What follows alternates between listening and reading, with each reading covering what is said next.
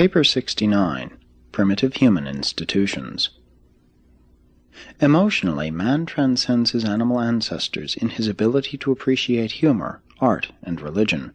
Socially, man exhibits his superiority in that he is a tool-maker, a communicator, and an institution builder. When human beings long maintain social groups, such aggregations always result in the creation of certain activity trends which culminate in institutionalization. Most of man's institutions have proved to be labor-saving, while at the same time contributing something to the enhancement of group security. Civilized man takes great pride in the character, stability, and continuity of his established institutions, but all human institutions are merely the accumulated mores of the past, as they have been conserved by taboos and dignified by religion. Such legacies become traditions, and traditions ultimately metamorphose into conventions. 1. Basic human institutions. All human institutions minister to some social need, past or present, notwithstanding that their overdevelopment unfailingly detracts from the worthwhileness of the individual, in that personality is overshadowed and initiative is diminished. Man should control his institutions rather than permit himself to be dominated by these creations of advancing civilization. Human institutions are of three general classes. 1. The institutions of self-maintenance. These institutions embrace those practices growing out of food hunger and its associated instincts of self-preservation. They include industry, property, war for gain, and all the regulative machinery of society. Sooner or later, the fear instinct fosters the establishment of these institutions of survival by means of taboo, convention, and religious sanction. But fear, ignorance, and superstition have played a prominent part in the early origin and subsequent development of all human institutions. 2. The institutions of self-perpetuation. These are the establishments of society growing out of sex hunger, maternal instinct, and the higher tender emotions of the races. They embrace the social safeguards of the home and the school, of family life, education, ethics, and religion. They include marriage customs, war for defense, and home building. 3. The institutions of self-gratification. These are the practices growing out of vanity proclivities and pride emotions, and they embrace customs in dress and personal adornment, social usages, war for glory, dancing, amusement, games, and other phases of sensual gratification. But civilization has never evolved distinctive institutions of self-gratification. These three groups of social practices are intimately interrelated and minutely interdependent the one upon the other.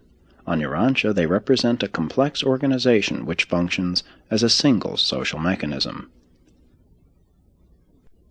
2. The dawn of industry. Primitive industry slowly grew up as an insurance against the terrors of famine. Early in his existence, man began to draw lessons from some of the animals that, during a harvest of plenty, store up food against the days of scarcity. Before the dawn of early frugality and primitive industry, the lot of the average tribe was one of destitution and real suffering. Early man had to compete with the whole animal world for his food. Competition gravity ever pulls man toward the beast level. Poverty is his natural and tyrannical estate. Wealth is not a natural gift. It results from labor, knowledge, and organization. Primitive man was not slow to recognize the advantages of association. Association led to organization, and the first result of organization was division of labor, with its immediate saving of time and materials. These specializations of labor arose by adaptation to pressure, pursuing the paths of lessened resistance. Primitive savages never did any real work cheerfully or willingly. With them, conformity was due to the coercion of necessity. Primitive man disliked hard work, and he would not hurry unless confronted by grave danger. The time element in labor, the idea of doing a given task within a certain time limit, is entirely a modern notion. The ancients were never rushed. It was the double demands of the intense struggle for existence and of the ever-advancing standards of living that drove the naturally inactive races of early man into avenues of industry. Labor, the efforts of design, distinguishes man from the beast, whose exertions are largely instinctive. The necessity for labor is man's paramount blessing. The prince's staff all worked. They did much to ennoble physical labor on Urantia. Adam was a gardener. The God of the Hebrews labored. He was the creator and upholder of all things. The Hebrews were the first tribe to put a supreme premium on industry. They were the first people to decree that he who does not work shall not eat. But many of the religions of the world reverted to the early ideal of idleness.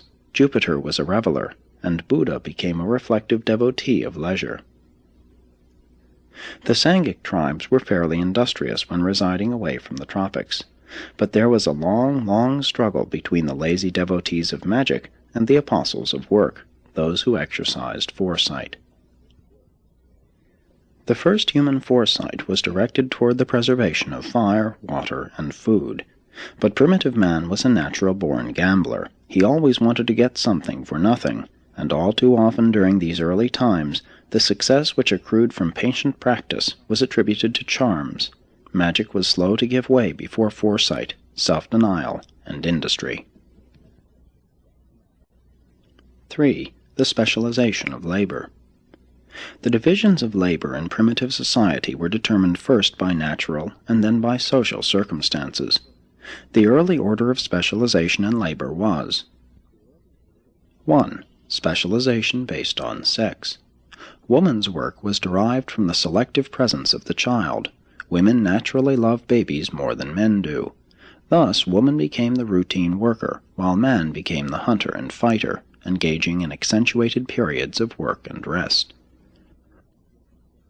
All down through the ages, the taboos have operated to keep woman strictly in her own field. Man has most selfishly chosen the more agreeable work, leaving the routine drudgery to woman.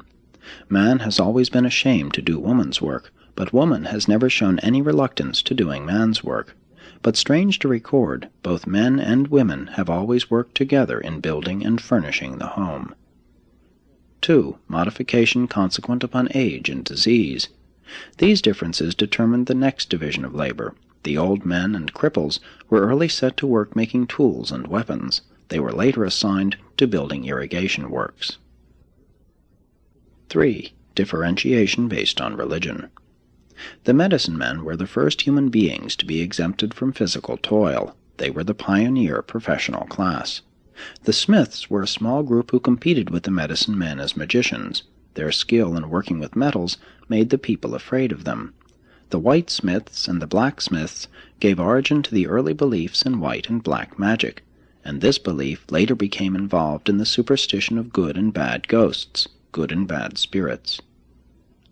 Smiths were the first non-religious group to enjoy special privileges. They were regarded as neutrals during war, and this extra leisure led to their becoming, as a class, the politicians of primitive society. But through gross abuse of these privileges, the smiths became universally hated, and the medicine men lost no time in fostering hatred for their competitors. In this first contest between science and religion, superstition, won. After being driven out of the villages, the smiths maintained the first inns, public lodging houses, on the outskirts of the settlements. 4. Master and slave. The next differentiation of labor grew out of the relations of the conqueror to the conquered, and that meant the beginning of human slavery. 5. Differentiation based on diverse physical and mental endowments. Further divisions of labor were favored by the inherent differences in all men. All human beings are not born equal. The early specialists in industry were the flint makers and stonemasons. Next came the smiths. Subsequently, group specialization developed. Whole families and clans dedicated themselves to certain sorts of labor. The origin of one of the earliest castes of priests, apart from the tribal medicine men, was due to the superstitious exaltation of a family of expert sword-makers. The first group specialists in industry were rock salt exporters and potters. Women made the plain pottery, and men the fancy. Among some tribes, sewing and weaving were done by women, in others by the men. The early traders were women. They were employed as spies, carrying on commerce as a sideline. Presently trade expanded, the women acting as intermediaries